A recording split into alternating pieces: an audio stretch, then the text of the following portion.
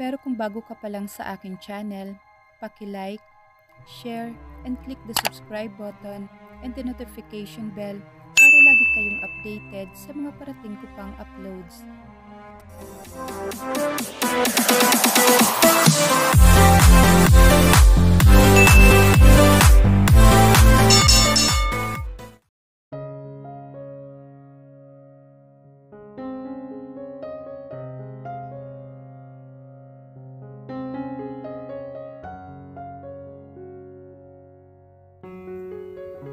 Si Leren Ferrer ay isang babaeng may ginintoang puso. Ito ay dalisay at inosente sa lahat ng aspeto. Pero kahit na siya ay isang mabuting anak, pinakasal pa rin siya ng kanyang mga magulang sa lalaking hindi niya kilala. Gusto niya magprotesta, ngunit napakahina niya para gawin yon. Kaya tinanggap na lang niyang katotohanan at desisyon ng mga ito. Akala niya okay lang na pumayag siyang pakasalan ito. Pero hindi. Ito ang pinakamasamang taong nakilala niya. Kahit na pagkatapos ng kanilang kasal, ay mayroon pa rin tong karelasyon. Palagi nitong pinaparamdam sa kanya na hindi siya minamahal. Isang gabing sapilitan siyang inangkin nito. Kinuha nitong isang bagay na pinakaiingatan niya. Hindi niya akalain na magbubungang isang gabing kapangasan nito. Ngunit mas nadurog ang puso niya nang itanggi nito na hindi ito ang ama ng dinadala niya at kasabay niyon ng pagpirma niya sa annulment papers nila. Lahat ng tao sa paligid ni Leren ay tuwang-tuwa, ngunit hindi niya yon nararamdaman. Hindi na siya magiging masaya.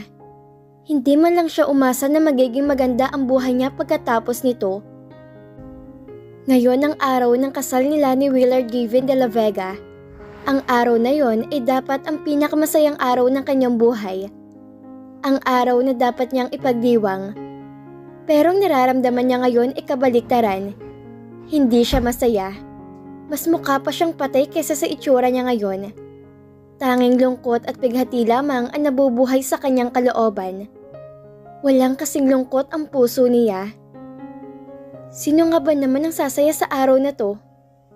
She married someone she didn't like. For her, he was a stranger who suddenly entered her life. Wala ni isa sa mga taong nandito ang makakaintindi sa kung anong tunay niyang nararamdaman. Dahil wala naman ang mga ito sa kanyang posisyon upang maramdaman yon. Kung maaari nga lamang na tumakbo siya palayo, ginawa na niya. Ngunit hindi niya maatim na iwan ang kanyang pamilya. Mahal niya ang mga ito. Kaya gagawin niyang lahat para sa kanila. Kahit ang sariling kaligayahan ay handa niyang ibigay. Ngunit hindi niya matanggap na hanggang dito na lang ang kanyang kapalaran. Hindi niya gusto o makasal, ngunit kailangan niyang sumunod sa gusto ng kanyang mga magulang. Gusto ng mga ito na makasal siya sa anak ng kanilang kaibigan. Walang kaso sa kanya yon, dahil wala naman siyang nobyo.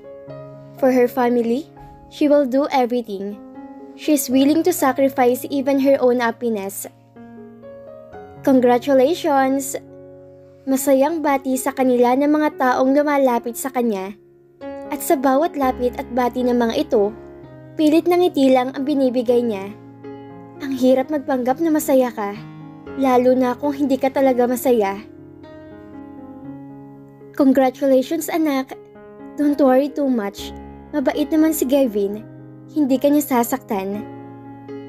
Ngumiti sa kanyang sariling ina, ngunit pilit ng ngiti ang naging tugon niya, kaya nagkatinginan ang dalawang ginang sa harap niya. Huwag kang malungkot, Leren. Alam kong hindi ka sasaktan ng anak ko.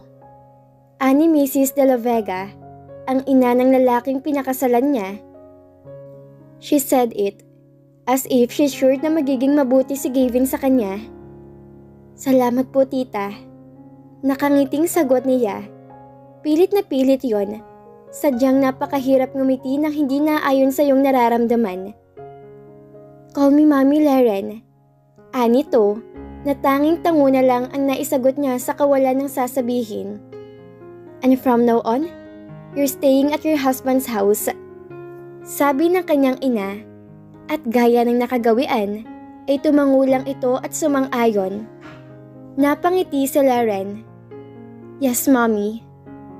Laren anak, I'm sorry for everything. But still I want to congratulate you. I love you my daughter. Tumangulang si Laren at humalik sa pisngi ng mama niya habang nagpapaalam. Bye Mom. I'll miss you so much. And you too Dad. I love you. I love you too my daughter. Sabi ng kanyang ama habang yakap siya nito. Take care, okay? Kung may nangyaring masama, don't hesitate to call us. Yes, Daddy. Ngumiti siya. Napatingin si Laren sa asawa na busy sa phone nito. Hindi man lang siya nag-abalang kausapin ng kanyang mga magulang. Anong meron sa kanya? Gavin, ingatan mo si Laren ha? Tinapik ng papa niya ang balikat niya. Don't you dare hurt her. Understand? Fine, fine. Whatever. Medyo naiinis sa sabi ni Gavin. Come on lady, aalis na kami. Tumango si Laren, saka kinakabahang sinundan ng asawa pagkatapos silang magpaalam sa mga magulang. When they already in the car, Gavin was silent, so Laren silently sit and stop looking at him. Whenever she looked at Gavin, she felt nervous. Tahimik lang silang pareho sa biyahe at hindi pa niya to nakakausap ng sila lang dalawa. Isang mahabang katahimikan ang namayani sa kanila hanggang sa tuluyan na silang nakarating sa kanilang bahay. Pareho silang walang emosyon hanggang sa mga sandaling iyon. Batid niyang pareho sila ng nararamdaman. Pareho nilang hindi gusto ang makasal sa isa't isa. Nandito na tayo. Narinig niyang sabi nito. May himigan mo ang lamig sa tono ng pananalita ni Gavin. Dahil doon, nakaramdam siya ng matinding takot at kaba. Sa paraan pa lang ng pananalita nito, ay talaga namang kakabahan ka na. Hindi ka pa bababa dyan? Sarkastikong tanong nito. May himigan ang galit sa tono ng pananalita ng asawa niya. Sobrang kinakabahan si Laren sa bawat minutong lumilipas. Sorry. Hindi niya namalayan na nakababa na pala ito, kaya't nagmadali na siyang bumaba ng sasakyan at sumunod. Nang makapasok sa loob ng bahay, hinarap siya nito at tinitigang mabuti sa mga mata. Makinig kang mabuti sa akin. Pagalit na sabi nito, dahil doon mas lalo niyang naramdaman ng kakaibang kaba na dulot nito. Hindi tayo maaaring magsama sa iisang silid. Doon ka sa kwarto sa ibaba. Hindi ka rin pwedeng pumasok sa kwarto ko. Si Manang lang ang pwedeng pumasok doon para maglinis. At ikaw? Tutulong ka sa mga gawaing bahay. Lahat ng ginagawa niya gagawin mo. But don't ever come into my room. Do you understand? Matigas na utos nito. Yes. Nauutal na sagot niya sa asawa kahit kabado siya'y nagawa niyang sumagot. Good. You can go now to your room. Marami kang gagawin bukas. Ngumisi siya bago umalis sa harapan niya. Oh wait. Bumalik ito sa harap niya. I'm going somewhere. Seryoso niyang sabi. Naguguluhang tumingin sa kanya si Laren. Pupuntahan ko si Celine, ang girlfriend ko. Ngumisi siya. So you better behave yourself at huwag kang gagawa ng katangahan. Girlfriend? Yes. Any problem? Inis na tanong ni Gavin. Agad namang umiling si Laren. Wala. Sa takot na magalito sa kanya, hindi na siya nagtanong pa kahit marami pa siyang gustong malaman. Hinayaan na lang niya to sa gusto nitong gawin.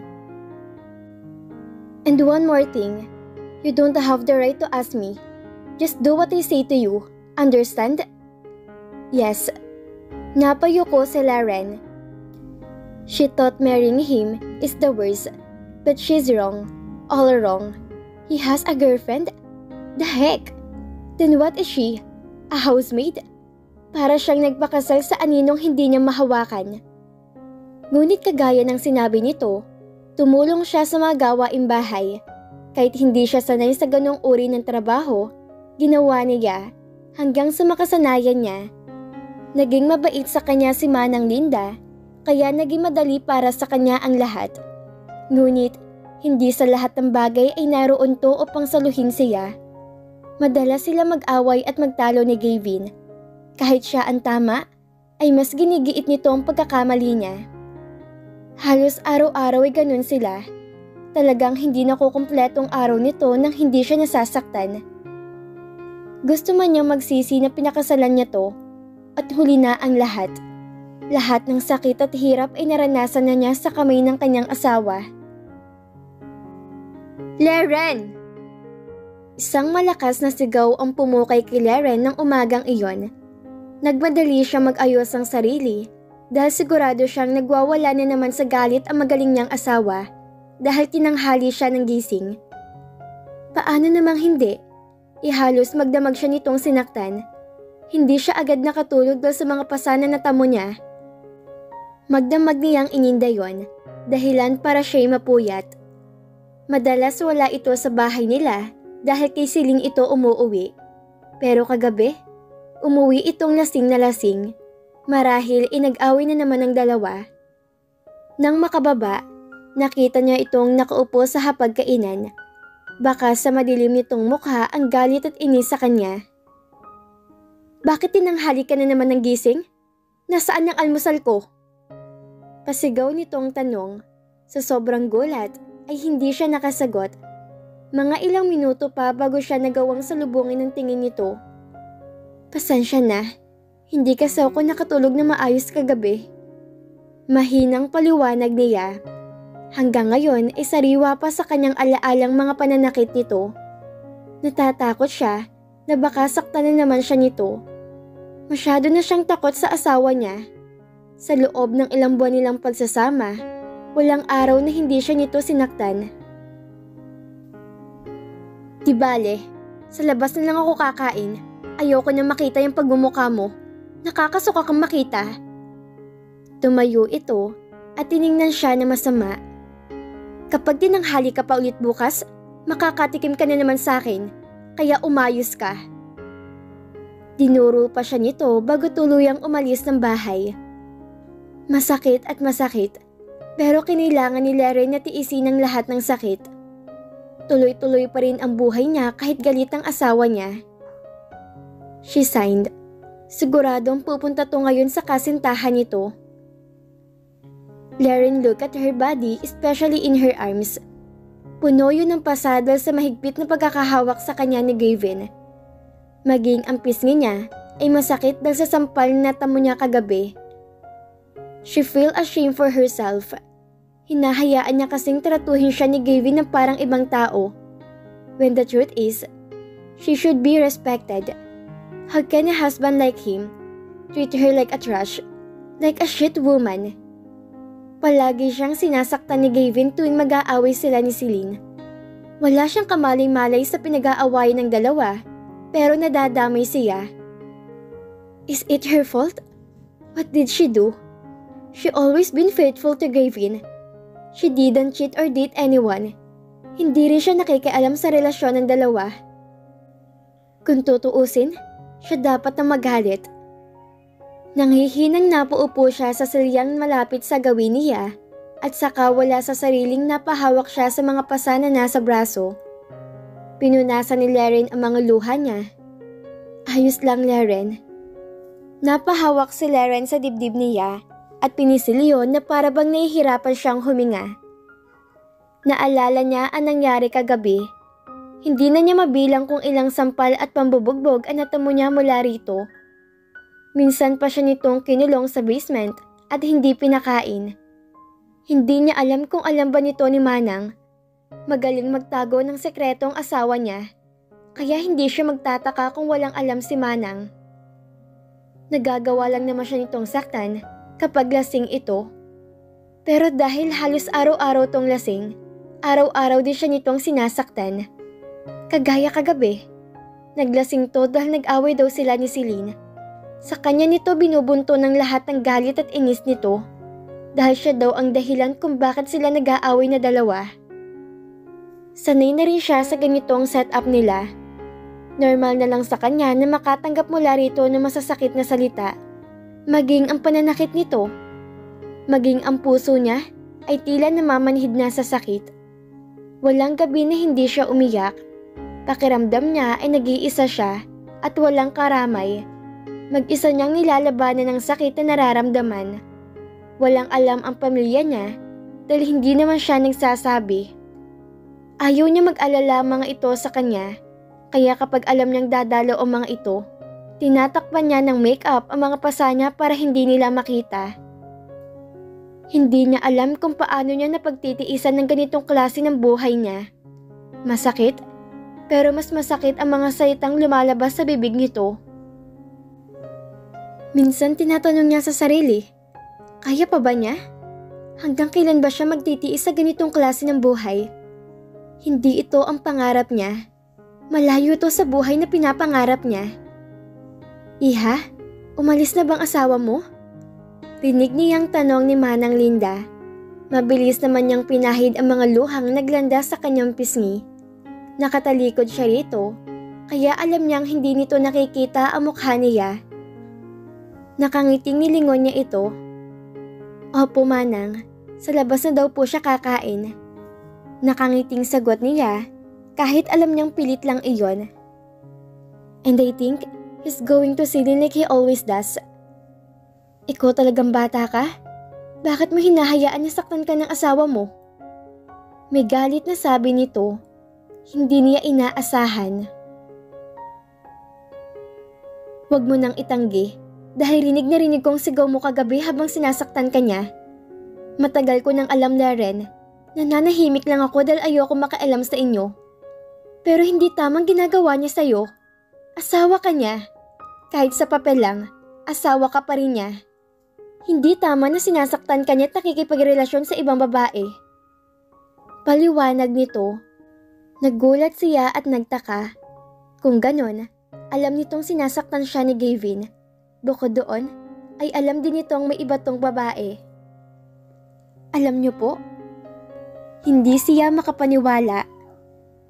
Matagal na Laren at hindi ko na kaya manahimik sa isang tabi habang ikaw ay nasasaktan.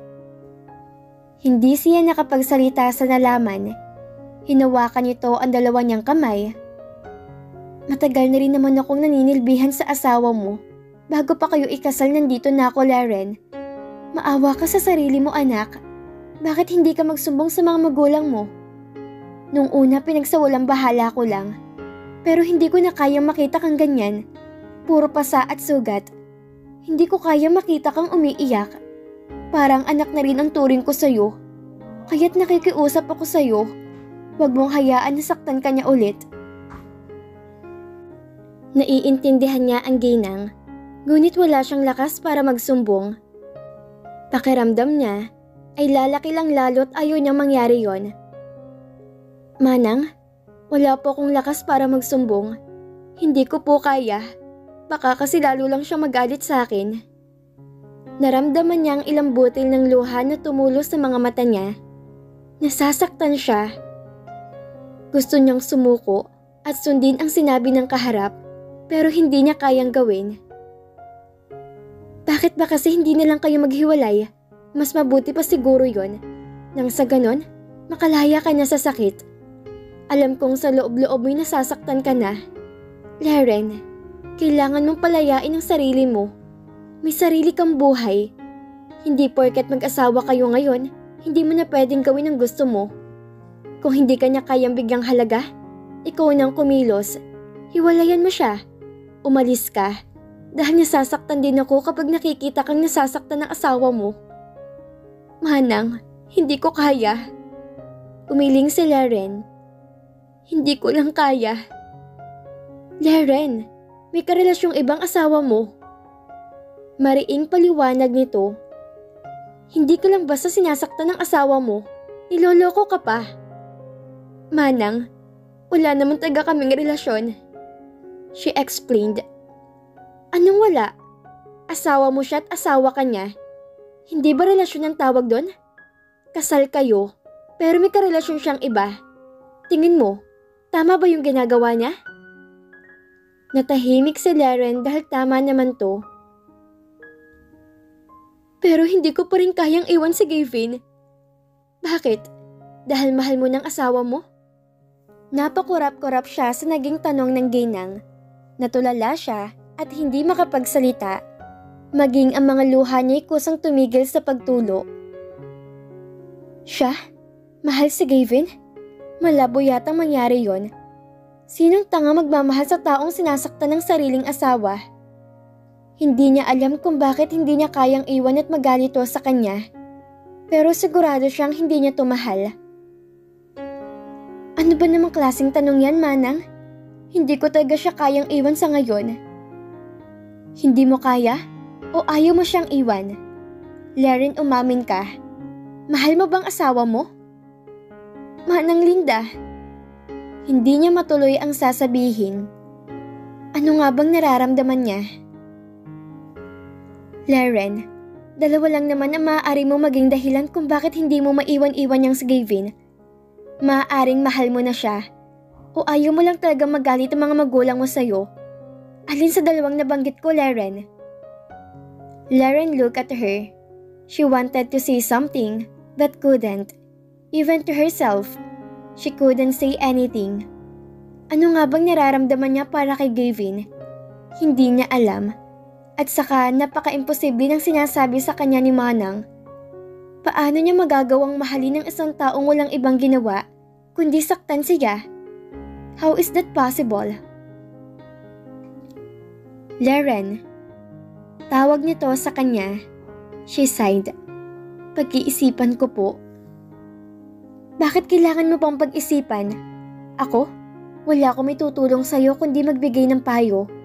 Pero ikaw, kaya mong tulungan ang sarili mo. Pero kahit anong mangyari, irerespeto kong desisyon mo. Ikaw pa rin ang magdidesisyon para sa sarili mo. Pero gusto ko, piliin mo yung alam mo magpapasaya sa'yo. Thank you, Manang.